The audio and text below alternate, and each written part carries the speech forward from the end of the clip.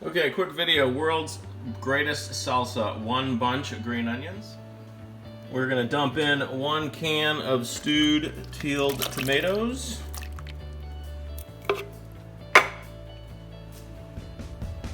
Two jalapenos. Cut these guys up. 2 tablespoons of garlic. A bunch of cilantro. But get rid of those stems. 3 times around with the lemon juice. Sea salt, I'm going to do 26 turns of this into the top. But I can't video it with only 2 hands, so you're going to have to believe me. 26 twists. Alright, that's everything. A quick summary. So that's the canned tomatoes.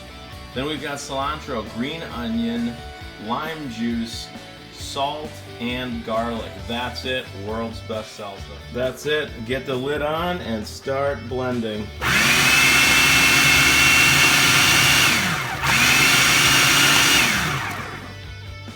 Keep going until you get the consistency.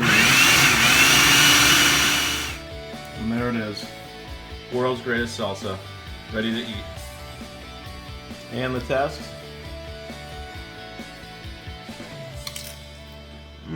Perfect.